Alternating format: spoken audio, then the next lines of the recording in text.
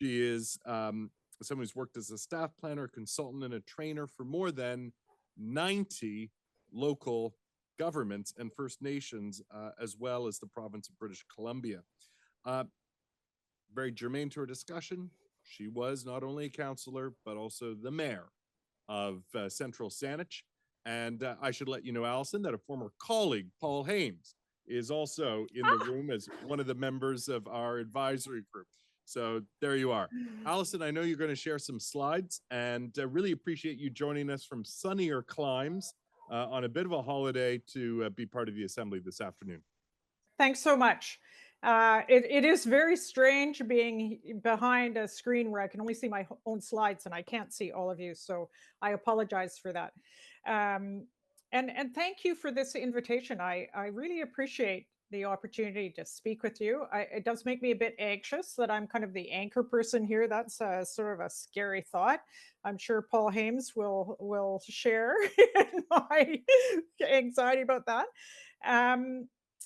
I first of all, I wanted to thank you for the opportunity, but I also want to thank you for the service that you're giving to your municipalities, and especially in such a meaningful way on such a meaningful topic. And I wish all of our residents had an opportunity to participate in government in the way that you are. And I'm sure you found it a super interesting experience, and I'm sure a real education.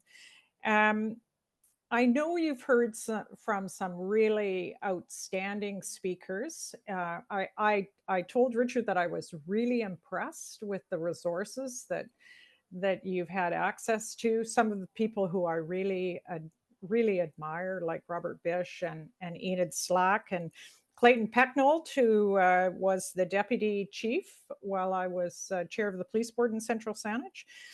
And I know you've had tons of information delivered to you. And, I want to say that I'm not so sure I have any real answers. I have a perspective for sure. And I certainly have some questions that I'd like to offer you. So this is a topic that I'm actually very fond of, and I could speak a long time. I'm just gonna try very hard not to do that. But this is sort of my where I want to take you this afternoon, just to talk a little bit about what I think residents, citizens want from their municipalities. I'd like to talk about what I think is special about the Greater Victoria region. A little bit about we know what we might gain from amalgamation, but I'm not sure that we know or think about often what we might lose through amalgamation. I'd like to ask what is the problem we're trying to solve here, and then I thought I would speak a little bit about the Capital Regional District and its role in the governance system of Greater Victoria, and maybe a little bit about what the province's role is and how they could be helpful. I understand I have about 25 minutes, so I'll just push on, and then I'd be happy to take some questions afterwards. So, first of all, what are municipalities? What do they do, and what do our constituents want us to do? And I think all of our constituents want, at the very least, these basic services: safety, water, roads, sewer, and solid waste. And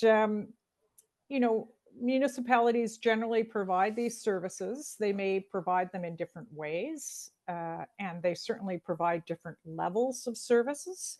Beyond these very basic services, though, everything is up for discussion.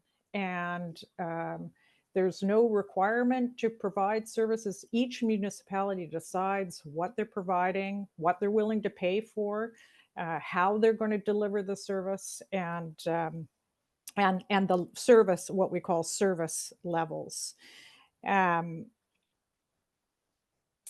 I was an elected official and in my work now still, I've really come to appreciate how attached people are to their communities. And I think it's easy for us to forget that where people live is, where they're raising their families, where their kids are going to school. They have neighbors, they have friends, and they really become very attached to their communities. And I I think it's easy to forget that. We like to think of municipalities as these sort of mechanisms, but really they're home to people.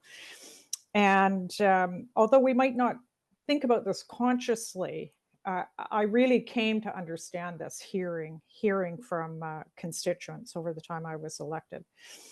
Um, so in Greater Victoria, it's a really it's a very interesting place that we live in. And when Richard asked me to speak to you this afternoon, I of course sort of thought about this. I ruminated about it, and I realized that in my time in the Greater Victoria region, which is just around 30 years, 4 municipalities have incorporated. So Highlands, View Royal, Colwood, and Langford. That seems like a lot in less than 30 years. Um, and what's really interesting too is these municipalities, they didn't join existing municipalities. They didn't even um, become municipalities together. They actually all incorporated separately. And it's it's so interesting to think about, well, why might that be? Why in less than 30 years have we had 4 new municipalities decide to go it alone and to stand apart from other municipalities? It's a really interesting question, I think, to consider. Um, you'll probably agree with me that the 13 municipalities in the capital region are very, very different municipalities. And, I just suggest to you, like, what could be more different than Langford and Highlands or North Saanich and Oak Bay? These are really, really different communities. And even Langford and Highlands that share a common border, they couldn't be more different. And you may have heard people distinguish where they live by saying, they're not such and such a community. So one of the ones that I hear often, Colwood proclaiming they're not Langford. And certainly Highlands has, I've heard this said. I've worked for all these municipalities at one time or another. And, they'll say, oh, Highlands is so not Langford. Like, we're not Langford, right? And you might have even heard Saanich residents say, well, we're not Victoria. Or maybe Victoria residents say, no, we're not Saanich. And that, I would suggest to you, is because these communities have had an opportunity to evolve. They all have different histories, they all have different demographics, different income levels, different politics. And certainly the municipalities across the capital region have different service levels. Um, I would observe that overall, these are very culturally different communities. And what's really fantastic about Greater Victoria is that there's something for everyone. There's a community where most people will feel at home, where they feel comfortable, where they're with their people, right? And that makes the Greater Victoria area very special, I think. I was really curious about this. And I thought, well, I just look at the annual reports of Saanich and Victoria. And these are, they're published once a year. They have all the financial reports and all the things they've accomplished in the last year. And it's really how they present the organization to the world. And look at these 2 different covers. I mean, these are very different places, I think.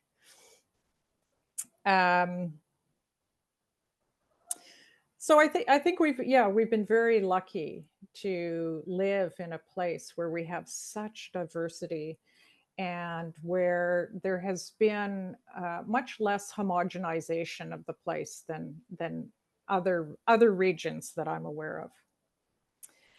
So I'd just like to suggest here's Fernwood in Victoria and rural Saanich. Share our similarities, celebrate our differences. I want to go back to one of the questions I posed earlier, and that's what might we lose if we were to amalgamate? Um, and I think one of the things that's at stake here is this incredible diversity we have in the region. And I think that that's what those four municipalities that have incorporated over 30 years, I think that's what they were thinking. And when you hear people, sort of speaking strongly in opposition to amalgamation, I think what they're arguing for is defending their sense of place, their sense of community, the things that they think are special about their community. They're bonded to where they live, and they want to protect that. And I think that that's at the root of most of the opposition that I'm sure you've heard. I just wanted to touch on a couple of things. I know you've had all this information, and I don't intend to go into the detail, but I do want to just touch on a couple of points that I think are really relevant. You heard from Robert Bish, and I'm sure he talked about public choice theory in some form, either explicitly or generally. He and his colleague Ostrom really developed and promoted this theory, I think, in the 1970s. And one component of that theory is that people in a region like ours get to make choices about where they live. And having a large number of different communities, different municipalities in a region enables them to do that. And they get to choose the kind of type of community that they live in. But from Bob Bish's point of view as an economist, one of the things that's really important, they get to choose what services they're willing to pay for. So because we have all these different service levels in these different municipalities across the region, people can decide where they want to have their tax dollars spent. So if you're fine having living in a rural area that doesn't have sidewalks, doesn't have street lights, doesn't have community sewer, then you move to a place like North Saanich or rural Saanich, for example. And if you want to live in a place like my daughter living downtown in a high rise where all the action is, you get to choose to live there. And over time, in a region like ours, people begin to sort themselves. They sort themselves into different places. And that's, it's sort of self-reinforcing. That's why we have this great variety across the region. And you make trade-offs when you're choosing where you live. Again, you might choose a place that has lots of services and you're willing to pay for those services, or you might choose a place that has lower service levels and therefore it's more economical to live there.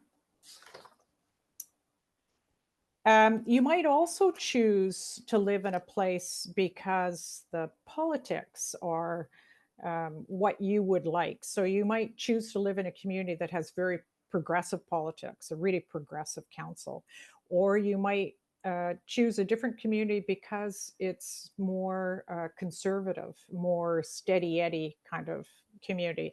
And if you think about the different municipalities in the capital region, you can see that. I mean, there are some very progressive councils and there are some very conservative councils.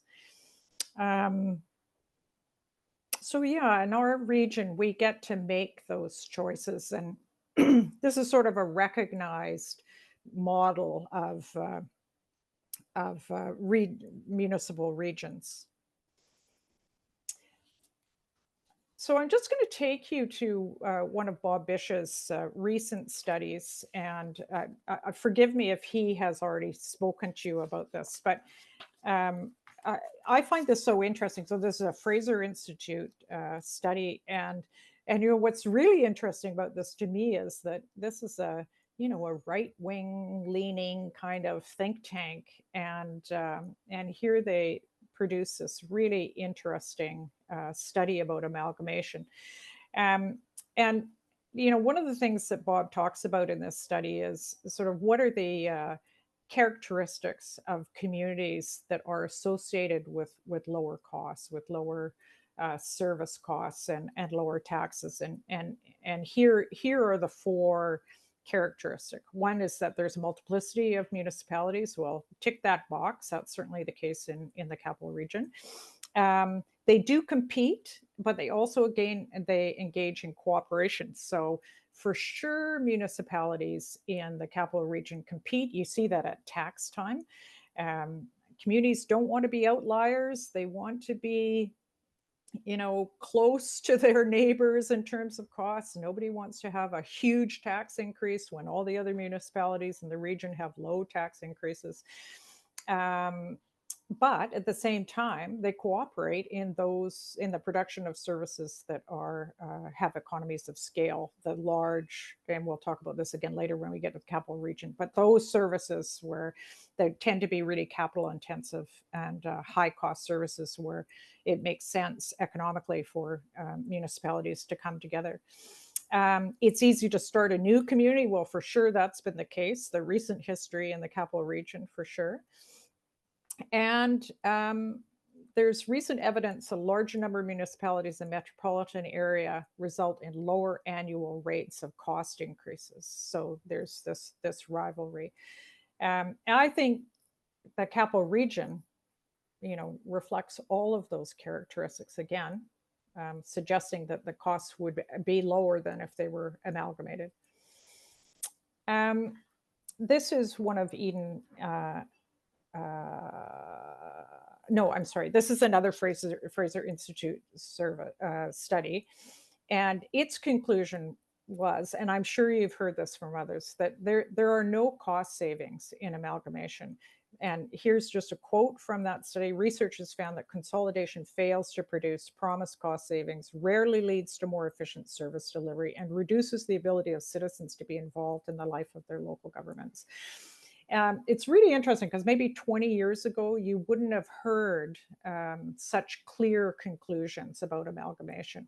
But I think the more recent studies on amalgamation have all come to this conclusion. And I think you've heard some of this from some of the other speakers, that you can't generally expect that you will be saving money by amalgamation.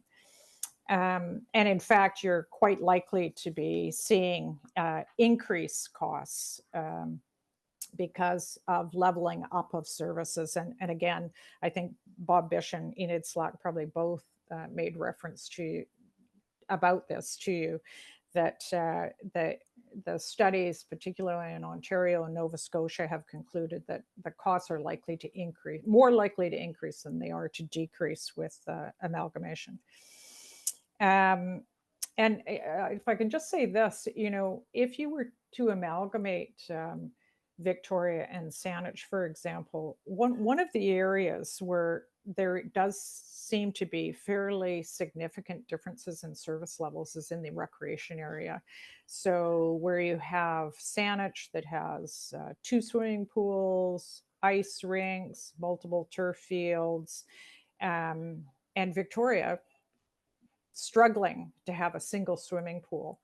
And if you were all one municipality, surely, and paying the same taxes, surely the residents of Victoria would say, hey, we want more recreation services in our community. So that's why there is often this leveling up in terms of service levels go up to even things out as opposed to them going down.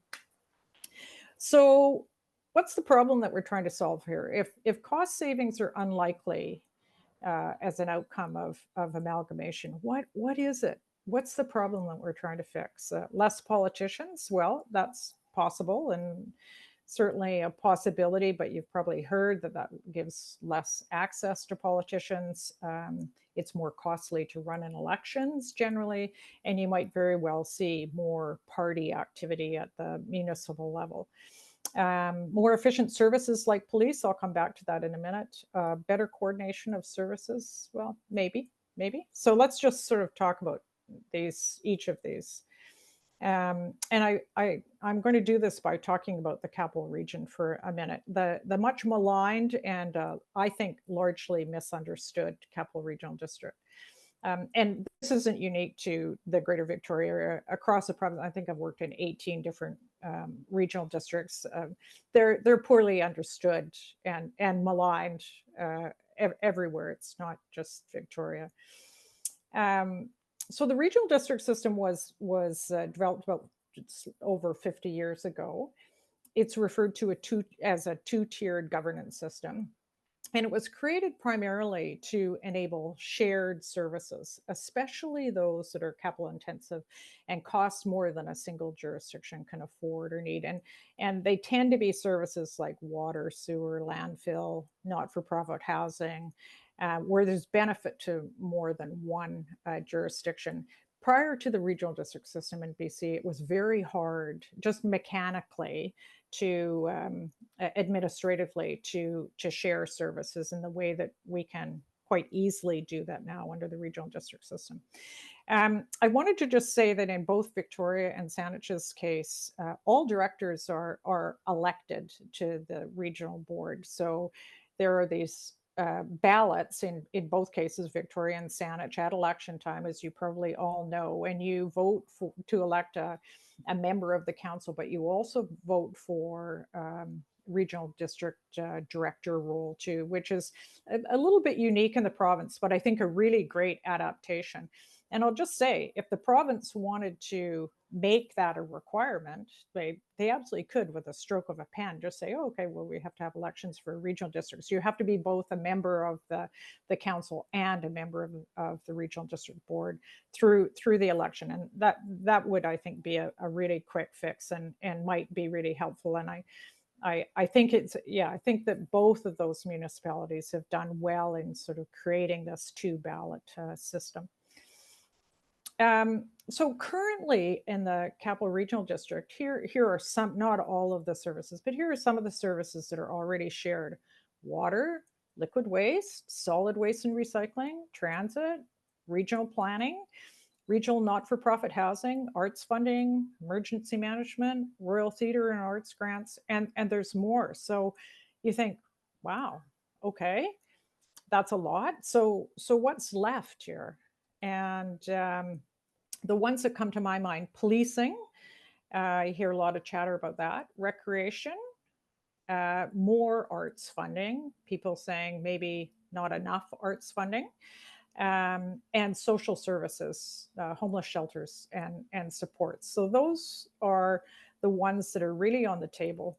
But actually, when you think about it, when you think of that long list of other services that are already shared services, this is small potatoes in the greater scheme of things. So let me just touch on policing. And I want to say that I completely defer to Clayton Pecknold and to former Chief Hames on the policing topics. I don't pretend to be an expert on this, but there are a couple of really interesting studies, I think, about policing. And this is one that was done by fairly recently for Public Service Canada. And I'll just read you this one quote. The majority of studies focused on economies of scale suggest that there are limited or no cost efficiencies associated with larger municipal police departments. Those police departments policing for more than 50,000 inhabitants. So by this research, you could come to the conclusion that maybe there's no economies here. And then just one other study, which is a little older. This was done by Jim McDavid from UVic, and this was one of his conclusions. His study of the Halifax police amalgamation suggests that overall amalgamation in the Halifax region is associated with higher costs, lower numbers of sworn officers, lower service levels, no real change in crime rates, and higher workloads for sworn officers.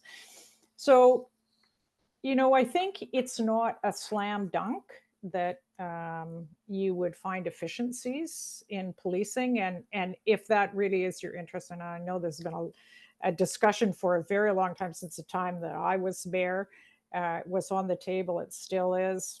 Maybe there's more research to be done in this area specifically about the Victoria case, but I don't think you can leap to the conclusion that this will save money or produce better service. And I think the research is fairly clear that that on-the-ground patrols, community policing is more successful at a smaller scale than a larger scale. And the higher order police services like SWAT teams or major crime, organized crime, that kind of thing, in some ways has been amalgamated in the Victoria region. Maybe there's more to be done, and there's probably some economies at that level of policing, but at the community policing level, maybe not such a great idea. Maybe wouldn't produce a better service overall. And then just again, a reference to recreation where, the service levels between Victoria and Saanich are very different. And yes, could there be some consolidation, shared services of that? Yep, easily done at the Capital Regional District level. My community of Central Saanich shares a recreation facility with Sydney and North Saanich. We do it through the Capital Regional District. If Saanich and Victoria felt that that was advantageous for both of them, certainly easy enough to do. I just speculate that the City of Victoria costs would have to go up probably significantly just to come up to the level of Saanich, but that's possible, and it's possible under the existing system. Same with arts and culture. It's interesting. I think that these Saanich and Victoria, they've had different priorities. Again, back to the public choice model. The communities have produced services wanted by their constituents, and they're different. So in the case of Saanich, they've put more priority on recreation services. They have this arts center at Cedar Hill, but way more emphasis on recreation services than on kind of arts and culture. And in Victoria, the exact opposite, right? But there is existing shared service at the CRD for arts and culture, and they could do more if those two municipalities feel that it's their priority. I think the housing and homeless one is a really, really difficult challenge for the region. There is a service. Maybe it needs more resources to develop more housing, more services. It is possible. This is a challenge across the province, not at all unique to the Capital Region, and really, really been very, very difficult for local governments to deal with. Virtually every municipality in the province is struggling with this, and they're struggling because it's essentially downloading of a social service to a level of government that has never provided social services in the past. And often municipalities don't have the professional expertise, and they struggle with the funding if it's not coming from the province. I just wanted to take you to this. This is from the City of Victoria webpage. This is their reference to their homelessness initiatives. And it says, funding solution to homelessness is the responsibility of the province and the federal governments. However, all people deserve access to housing that is safe, stable, and affordable. The city supports regional partners and all levels of government in addressing homelessness and housing availability. I really felt that this was their statement. This is not our responsibility. We don't have the funding sources for it. Property tax, a regressive tax, is not how we should be funding social services. And we're just telling you right now, we know it's a provincial and federal responsibility. We'll come along with you, but we're not taking it on. I found that very interesting. So what's the answer? This is from one of the Enid Slack's project recent studies. And I just want to read you her conclusion to the question, is bigger better? And she says, in her view, it's not a simple yes or no. I would agree with her completely. She says, on the whole, although the two-tier approach has its own problems, I would agree with that too. It's not a perfect system.